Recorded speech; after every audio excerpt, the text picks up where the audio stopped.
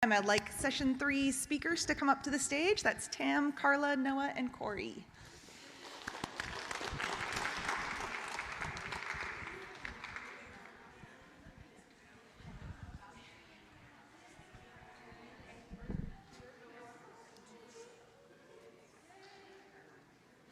So session 3, the theme is constructions of gender. So we'll be hearing from 4 researchers who have explored womanhood, manhood, femininity, masculinity, what these things mean in different contexts and how those ideas have come to be.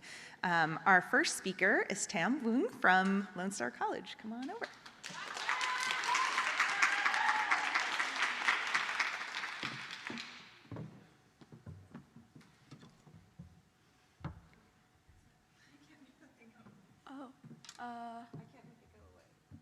Okay. I was hoping it wouldn't show on the big screen. Give me a second. Yeah, it doesn't want to go away. There we go. We're just going to hide it. Now how do I get back? Hold on. One moment. It's just the laser. Got it. Oh no, you're spoiling my presentation. It's fine. Okay. I think that's as good as it's going to get.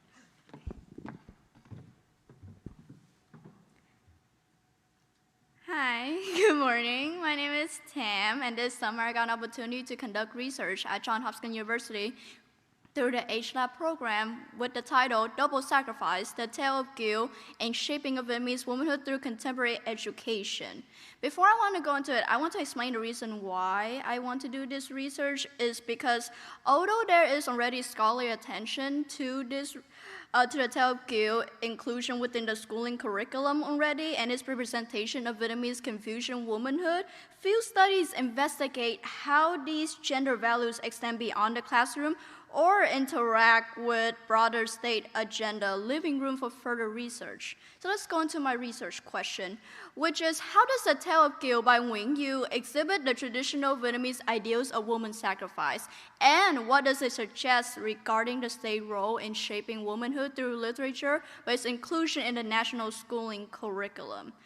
Here's my thesis. Here's what I'm arguing. I argue that the tale of Kiều heavily represents traditional Confucian femininity regarding women's position within the domestic sphere and sacrifices, and its inclusion in the schooling curriculum aligns with the state goals of encouraging women economic participation while maintaining traditional domestic expectation. Let's have a moment to get that sink in before I explain what exactly is Confucian womanhood within contemporary Vietnam. So Confucianism spread into Vietnam from China during the 2nd century. And within the ideology, there's the belief of tam trong, which means the 3 submission for woman, which is for a woman to respect her father when she's young, to respect her husband when she's married, and to respect her eldest son if the husband is to pass away. And within this ideology, it basically frames femininity as obedient, family-oriented, morally pure, and rooted in filial duty, which is to respect one's parents, and self-sacrifice for the family. And there are continuous portrayals through various forms of Vietnamese media today, as demonstrated by another scholar work, Lam P. Young, treasures subjects, gender, culture, and trans Vietnamese feminism. And with that, let's actually go into what does the government expectation for Vietnamese women today. So before I go into it, I want to explain what exactly is the Đổi Mới economic program. The Đổi Mới program was initiated by the Vietnamese government in 1986, and its goal is basically to shift the Vietnamese economy from fully socialist to a free market economy so that Vietnam can integrate itself into the global market. And before the Đổi Mới program, when Vietnam first gained its independence, its goal is to liberate women of the domestic sphere, to give them their independence outside the family income. So they outlaw arranged marriages and polygamy. They passed legislation protecting women and children from domestic violence. They increased female literacy and education. They guarantee equal rights for women within the workforce by passing legislation regarding maternity leave, along with passing legislation, getting rid of the border on what job can be men and what job can be women, along with providing child care services for children so that women can participate more within the workforce. However, after the đổi mới program was initiated in 1986, the government increasingly prioritized economic efficiency over gender equality. They reduced government support for family. And basically, by that, I mean child care services in Vietnam go from over 41,000 government support child care services in 1985 to only 13,000 in 1990. That's a huge decrease in support for family. And basically, not only that, it also shifted the financial responsibility for childcare onto the parents. And basically, with Confucianism expectations still within the Vietnamese society, women are now expected to work to support their family financially. And when they get home, they still expect to fulfill that domestic expectation, creating the double burden of unpaid domestic labor and paid workforce labor for women. Now, let's go into the tale of Kiều. What exactly is it? It is composed by Nguyễn during the early 19th century. It was created with the traditional Vietnamese poem verse called Lục Bát. The 8-verse poem can technically only deal within the Vietnamese language itself.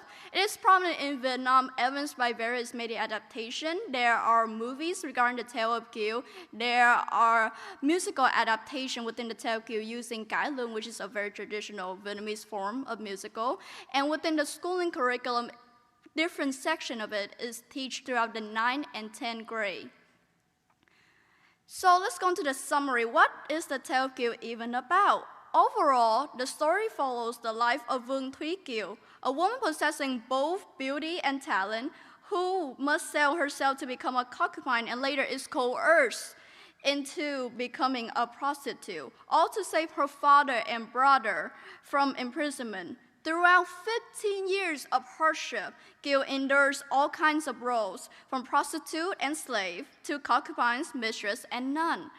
Yet she upholds her morals, and more details will be presented as we go into the deeper analysis of the tale of Kiều within the schooling curriculum.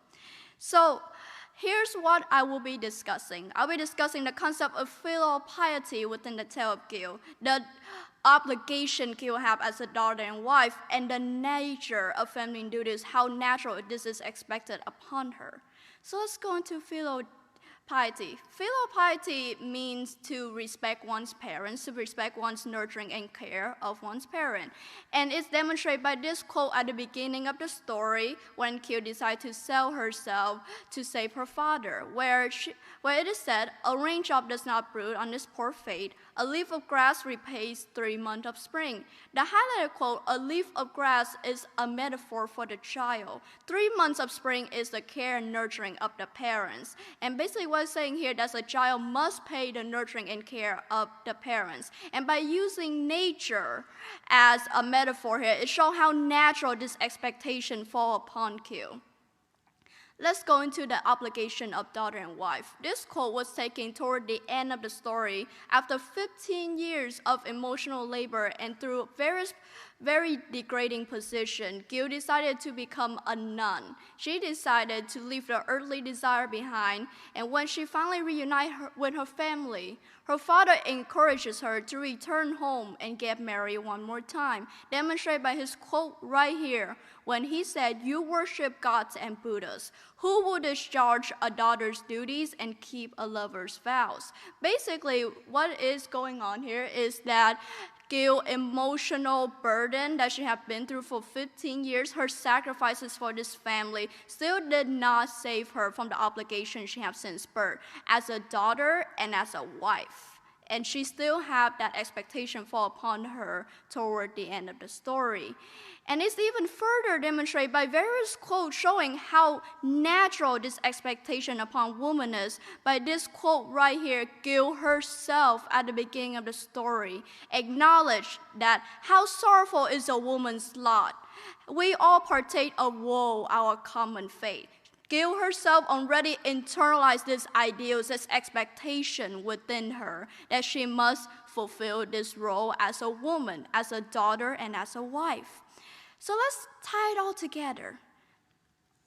We discussed the Vietnamese Confucian femininity ideal, which is tam chong, to respect one's husband, to respect one's father, to respect one's eldest son if the other two were to pass away. We also talk about how women nowadays are expected to work outside the home while also upholding the Confucian ideal by the decline in government support for women and families post the Đổi Mới reform. And we discussed how Confucianism continuously to be demonstrated, to be taught to children within school through the tale of Kiều. So with all of that, we can conclude that the tale of Kiều maintains the traditional domestic expectation for women. While women are also expected to work to support their family financially, thus, the government does not lift this burden off women at all. They are increasingly pushing this narrative onto younger kids, onto younger females, thus resulting in the continuous cycle of double sacrifice for women through unpaid domestic labor and paid workforce labor. And this study used the Vietnamese textbook as a guide, as a beginning. Thus, I believe future studies can explore whether similar patterns appear in other cultural or national textbook implementation. Thank you.